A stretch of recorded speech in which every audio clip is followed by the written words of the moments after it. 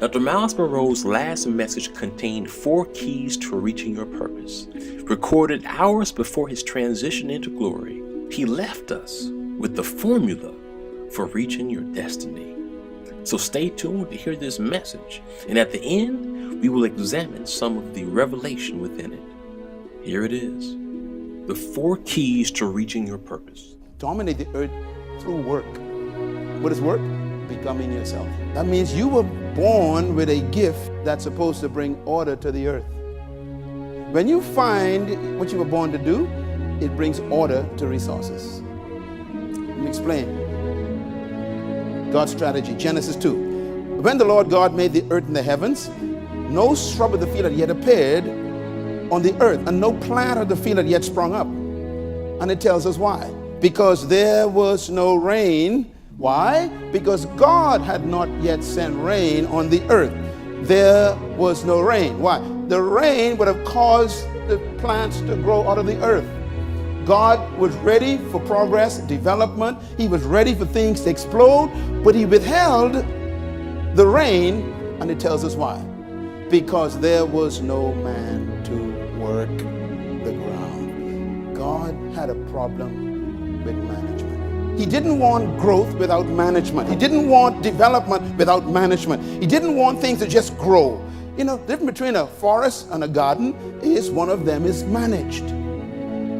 God doesn't like bush, apparently. He likes garden. When you are chaotic, you repel resources. When you organize your life, you attract them. Can I put it another way? You want to write this down. This is very important. And that is, number 1, management is the primary goal of mankind. Number 2, whatever you fail to manage, you will lose. Number 3, God's primary measure of trusting you with material is management. And number 4, God will give to whoever effectively manages. And number 5, management attracts resources. And the big one, number 6, God will not give you what you pray for, only what you can manage. God heard your prayer all last year. I want $1 million. God said, I heard you. I heard you. But you can't manage tithing or $100. Oh God, I need $10 million. God said, 10 million? You can't manage your paycheck yet. In other words, don't pray for what you cannot manage. God will protect things from you. I'm speaking from my own personal experience. The more I am managing the pennies, God trusts me with dollars.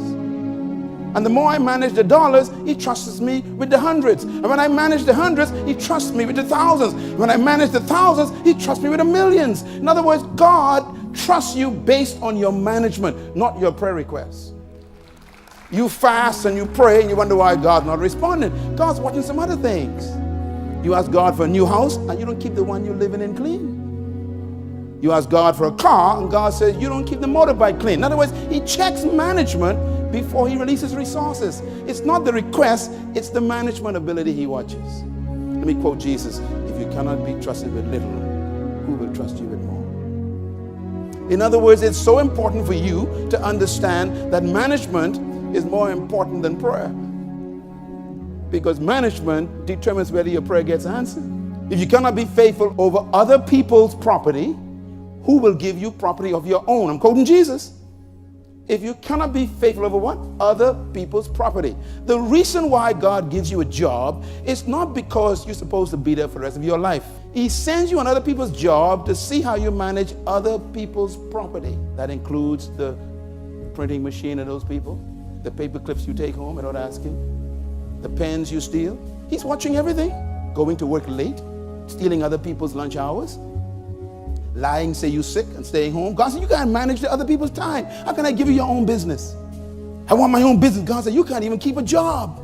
The reason why I gave you other people's property is to watch you to see if you can manage your own first. So once you prove you can manage theirs, then you know I'll trust you with your own, he says.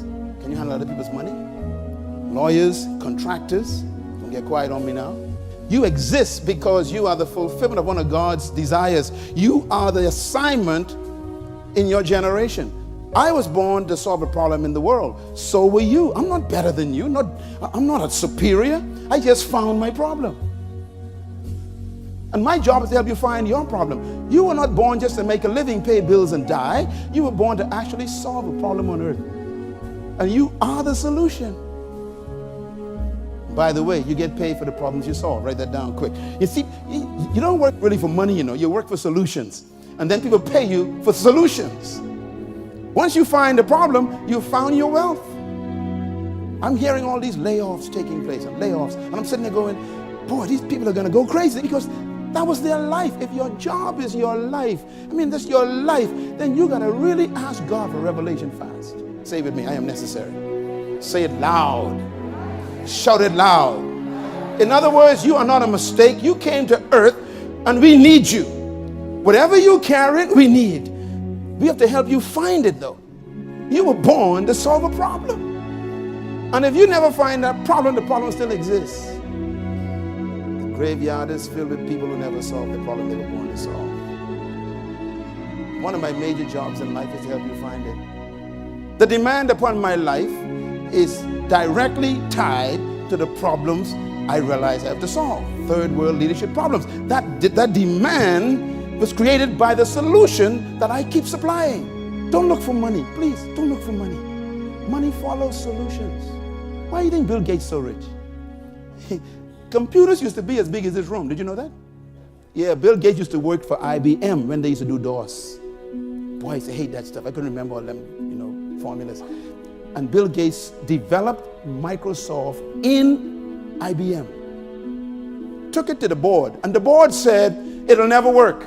So he resigned from IBM, went to his garage and built a computer with the software, and every IBM computer now carries his software. It could have been theirs, but they couldn't see beyond their own tradition. And what did he do? He solved a problem, richest man in the world. Your leadership is in the problem you were born to solve.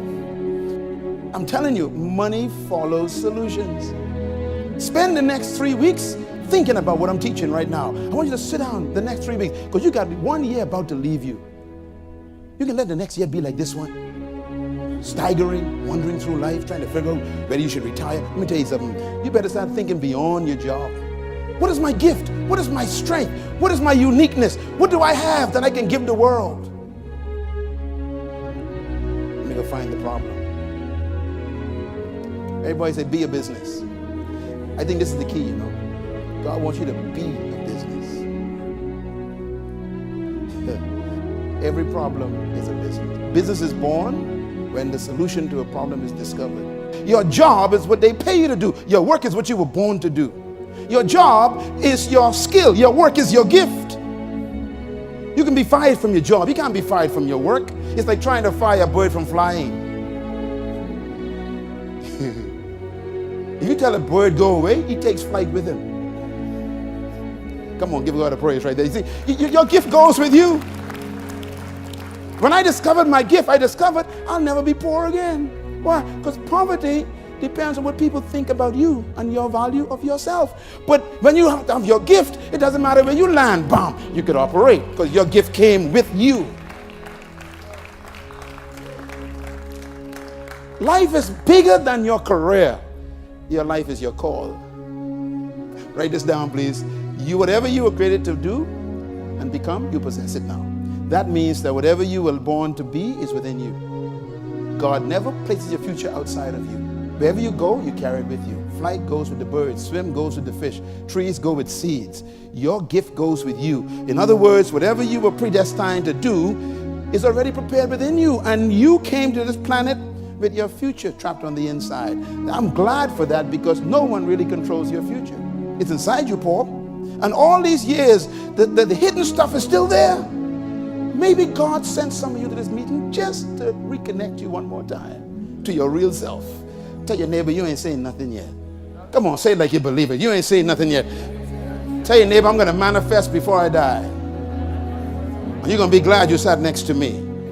Give God a hand for the manifestation of gifts. It will come to pass. Hallelujah. If people knew who you really were, they'd treat you differently. Huh? I mean, David's brothers cursed him. He came to bring them lunch. They had no idea he was the champion. Joseph's brother, They call him old dreamer, stupid. They tore his clothes off. In him was the guy who was going to save their life years later. You don't know who you're sitting next to. Tell your neighbor, you better shake my hand right now. Congratulate me. Every problem is a business. I'm going to close on this verse. Sow your seed in the morning. You know who wrote this? The richest man that ever lived.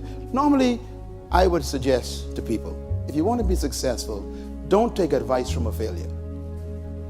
This guy was the richest man that ever lived. I figure you better listen to the fella. Here's what he says. Sow your seed in the morning, and in the evening, let not your hands be idle. He tells you why. Because you know not which one might prosper you, whether this one or that one or both. Lord have mercy. This is good advice. Let me explain what he means. He says, in the morning, go to work on your job. In the evening, work on your own business. See it there? In the morning, go to your job. In the evening, work on your work. In the morning, go to the job. In the evening, don't watch TV. Do you know that your future is after 5 p.m.? Please listen to me before I go. See, you don't understand. You build your life after you go home. Because from 9 to 5, you don't own your life. Think for a minute. You got a 9 to 5 job, that means you cannot grow between 9 and 5. You can't work on your future between 9 and 5. You're building someone else's. You got to work after 5. After 5 o'clock, start thinking, dreaming, working, developing. Why? He says, in the evening, let not your hands be idle. Now he tells you why. Because you know not which one will succeed. Now the folks who were just laid off this week from the hotel, if they only had the morning seed, they're in trouble. I'm talking to some of you. You need to go home and start working after 5. Life begins after 5 p.m. Your life. Sometimes people joke me, they joke with me, say, Pastor Myles, you know how they sleep. You're right. Most of the time, I am working between, 6 and 2, 3 a.m. 4 a.m. is easy for me to go to work. I'm just going to bed at 4 a.m. My wife will tell you, but because you can't build your future by going to bed for 8 hours. 8 hours times 7 is 56. That means you sleep 2 days every week. No, this is serious business. You never thought about it. You sleep 2 days every week. Most successful people build their lives while you are sleeping. Sow your seed in the morning.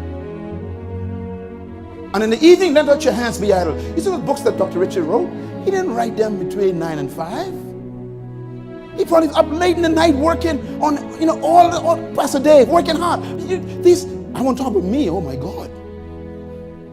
To produce a global book, man, with research. You can't go to bed 9 o'clock. Sow your seed in the morning, and after 5, start working, he says. Both may succeed, You don't know which one. Boy, Bahamians love 5 o'clock. Amen. Get out of my way. Where you going? Home. That's about it. Just home. We're so busy going home, we don't go to our destiny. Be a different person. Don't be a normal person, please. Let today be the last day you allow TV to destroy your life. Shut it off.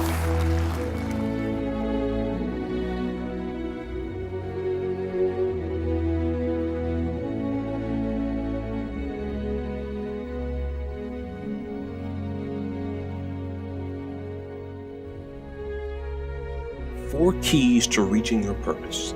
The first thing is, be faithful with little, and if you do, you will be put over much. This is something that Dr. Myles Munroe touched on, but it primarily has its origin in what Jesus said. Luke chapter 16 verse 10, one who is faithful with little can also be faithful with much. It's so clear. Jesus taught a principle of faithfulness. Before you can be trusted to have new heights in your purpose and in your business and in your success, you must first prove to be faithful in that which is little. If you're looking to have a church, can you be faithful with one member? Can you be faithful with 3 members? If you are faithful with 3, if you are diligent with 3, you will see 300. If you are faithful with your home budget, then you can be faithful and manage a greater budget. God will give you something more expensive. When you are faithful with little, even with time, if you can manage a day, God will give you something greater. Faithfulness. Whoever is faithful with little can be trusted with much. The second key to reaching your purpose: follow your passion and do the thing that brings a solution to this world. Follow your passion. Follow your passion. Do not end up at your deathbed and you look back and you say, I made some money at this job, but I never did the thing that I wanted to do. Do not have a moment of regret in your life where you say to yourself, you did not give it all you got. I tell you this day, the only way you can live a life with no regret is if you put your eggs in the basket of faith. Don't worry about fear. Don't worry about what may not work out or what someone may say. You step out on faith. You jump. You leap into what God has given you as your passion, and you put your eggs in that basket. And what will take place? Number 1, you will be successful when you move out on faith. But number 2, you will look back on your life and you will never have regret. Because I don't care how much money you make doing something you hate, you will have regret if you did not do what God put within you. Follow your passion. Number 3, this is so big. To be successful, to reach your purpose, you must pursue righteousness like your life depends on it, because it does. You cannot work for God.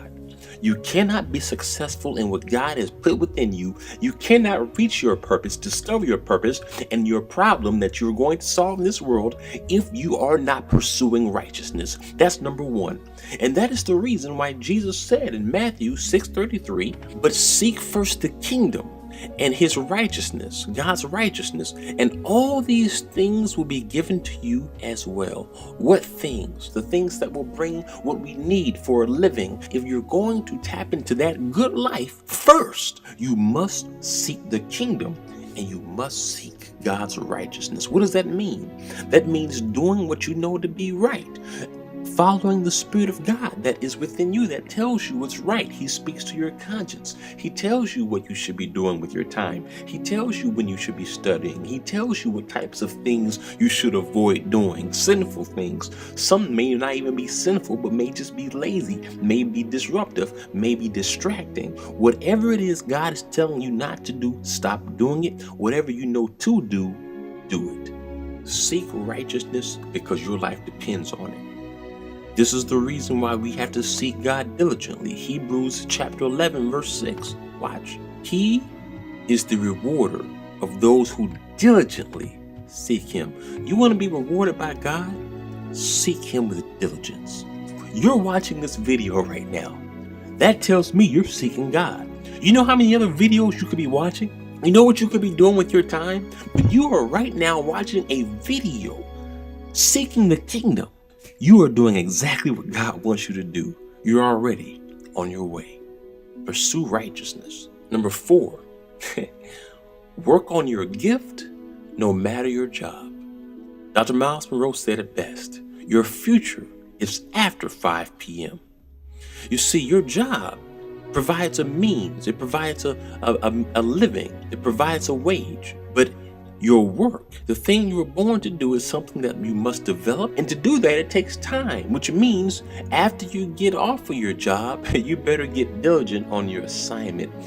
Start developing yourself, your mind, your abilities. Start crafting your plan. And if you do so, you will find that God is faithful and he will allow you to be successful in that thing so that your job can be something that you can choose whether you want to do or not. because your passion will provide for the rest. And here's something I want you to know. Many people worry. They say, well, I don't have time to work on my assignment for God and also work at this job. But let me tell you, if you are faithful in working on your assignment for God, He can do in 3 days what it would take you to do in 3 years. It can take you 3 years of grinding, of studying, of going back to school, doing all these different things.